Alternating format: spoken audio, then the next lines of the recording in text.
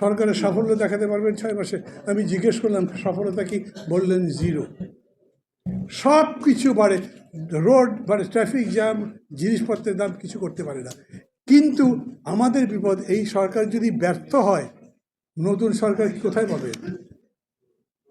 এই সরকার না থাকলে এখন এরপরে মার্শাল আসা ছাড়া তো পথ দেখি না।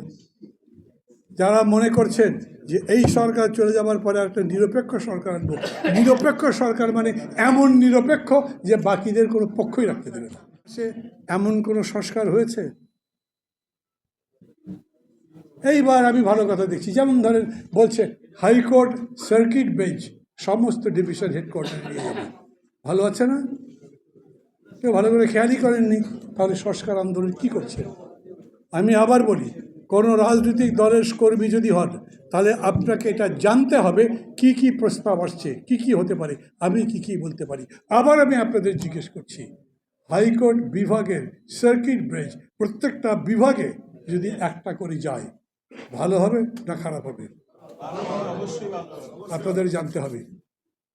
এবং ওই পর্যন্ত আমরা বলছি যে ডক্টর ইউনূসের সরকারকে আমরা সমর্থন করছি, যে এই সিদ্ধান্তগুলি ভালো দিচ্ছেন, কিন্তু যে সিদ্ধান্তগুলো বিতর্কিত, যেটা মনে করছি ক্ষতিকর, তার বিরুদ্ধে আমাদের লড়াই আছে। সেই লড়াইটাও বুদ্ধিবৃত্তিক, বুঝে বুঝে যুক্তি দিয়ে মানুষকে কনভিন্স করে আমাদের পক্ষে, কারোর সাথে ঝগড়া করে নেয়। কেউ যখন জাতীয় ঐক্য বলে, যখন সমঝোতা বলে, তখন আমি বলি এই সময় এই নয় মেজাজ দেখাবার।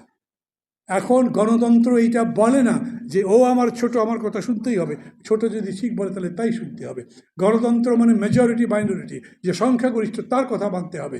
আপনি যদি মনে করেন আমি সিনিয়র লোক, আমার কথাই সম্মান করলো না, এটা সম্মান করার ব্যাপার গণতন্ত্রের মধ্যে নেই। কি সম্মান করবে? গণতন্ত্র বলে নাকি সিনিয়ররা উঠলে তুমি উঠে দাঁড়াবে?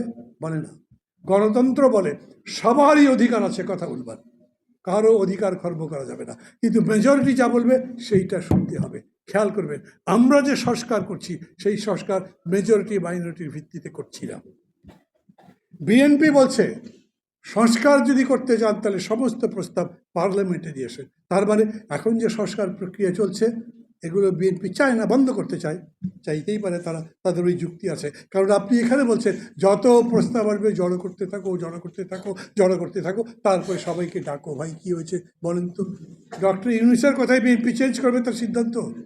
এই তত্ত্বাবধায়ক সরকার বা এই অন্তর্বর্তী সরকারের কথায় কোনো রাজনৈতিক দল তার মূল রাজনীতির পরিবর্তন করবে?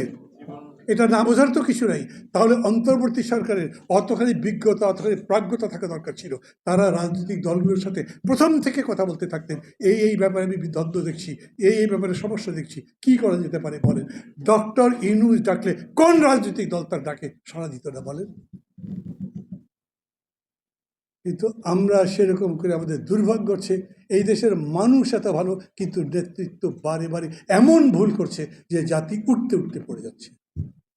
এখন এটাই আপনাদের দাঁড়াবার সময়। যখন জাতি উঠতে চায় তখন তাদের সাথে সাথে আপনি ওঠেন, দরকার লাগলে বেশি উপরে উঠে তাকে টেনে উপরে তোলেন। যদি তুলতে পারেন তাহলে দেশ বাঁচবে, না হলে দেশ আবারও ডুবতে পারে।